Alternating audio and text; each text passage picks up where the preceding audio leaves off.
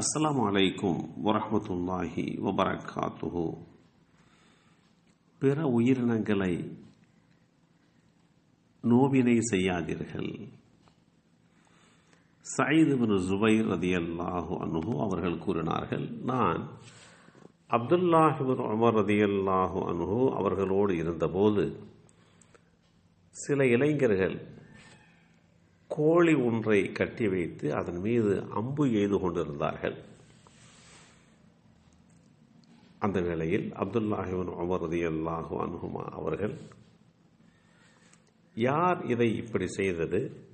இவ்வாறு செய்பவர்களை அல்லாஹுடைய தூதர் ஸல்லல்லாஹு அலைஹி வஸல்லம் அவர்கள் சபித்தார்கள் என்று கூறினார்கள்.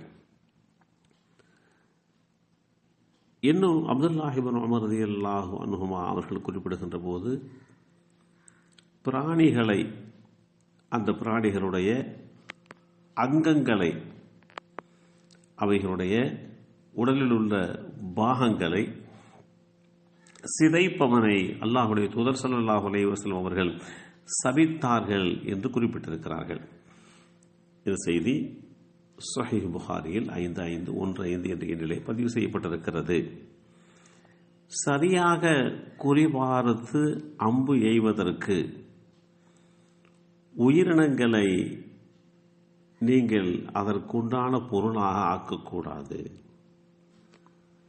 என்று இஸ்லாம் மிக தெளிவாக எடுத்துச் சொல்லியிருக்கிறது.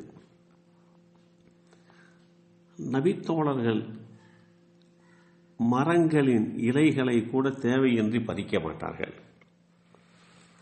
காரணம், அவைகள் உயிரோட்டம் உள்ளவைகள், அல்லாஹுவை தஸ்பீஹ் செய்கின்றவைகள் என்ற அடிப்படையிலே அப்படி செய்திருக்கலாம். நபித்தோழர் அபூதர்தா ரலியல்லாஹு அன்ஹு அவர்களிடம் ஒரு ஒட்டகம் இருந்தது. அதன் பெயர் தம்மூன் என்று அழைக்கப்பட்டது. அபூதர்தா ரலியல்லாஹு அன்ஹு அவர்களிடம் அதை யாரேனும் இரவலாக கேட்டால், இதை தவிர வேறு எந்த சுமைகளையும் அதன் மீது ஏற்றாதீர்கள். காரணம், இவற்றை விட கூடுதலாக சுமக்கும் சக்தி அதற்கு இல்லை என்று கூறி அதை இரவல் கொடுப்பார்கள். வாகனமாக பயன்படுத்துவதற்காக வேண்டி, சுமைகளாக சுமப்பதற்காக வேண்டி இரவல் கேட்டு வருகின்ற போது சொல்லிக் கொடுப்பார்கள். இந்தந்த பொருட்களைத்தான், இவ்வளவு எடையுள்ள பொருட்களைத்தான் இதன் மீது ஏற்றி வைக்க வேண்டும், இது அவ்வளவுதான் சுமக்க இயலும் என்று சொல்வார்கள்.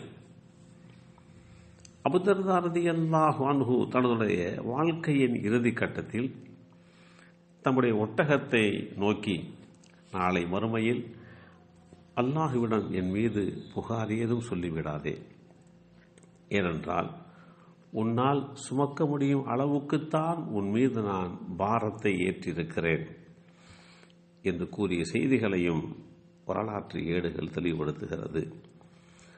பொருட்களை சுமந்து செல்ல பயன்படுகின்ற கால்நடைகள், பிராணிகள், அவைகளை பொறுத்தவரை அவற்றால் எளிதாக சுமந்து செல்ல முடியும் அளவு சுமைதான் அவைகள் மீது ஏற்றி அனுப்பி வைக்க வேண்டும். சக்திக்கு மீறி அந்த கால்நடைகளை சிரமப்படுத்தக்கூடாது. இதுதான் இஸ்லாமிய அடிப்படை அம்சமாகும், சட்டமாகும். மனிதன் மற்ற படைப்பினங்களை விட பகுத்தாய்வு செய்யும் அறிவுத்திறனால் மிகச்சிறந்தவன், அதில் எந்த மாற்று கருத்தும் இல்லை. இதனால் பல மடங்கு பெரிய மிருகங்களும் கூட மனிதன் முன் மண்டியிட்டு வாழ்கின்றன. இதுதான் நிதர்சனமான உண்மை. அப்படிப்பட்ட ஒரு நிலைப்பாட்டை அல்லாஹ் நமக்கு தந்திருக்கின்ற போது, மனிதன் பிற உயிரினங்கள் மீது எப்போதும் கருணையோடு நடந்து கொள்ள வேண்டும். அவைகளை ஒருபோதும் நோவினைப்படுத்தவே கூடாது என்கின்ற செய்தியையும் இஸ்லாம் தெளிவுபடுத்தியிருக்கிறது.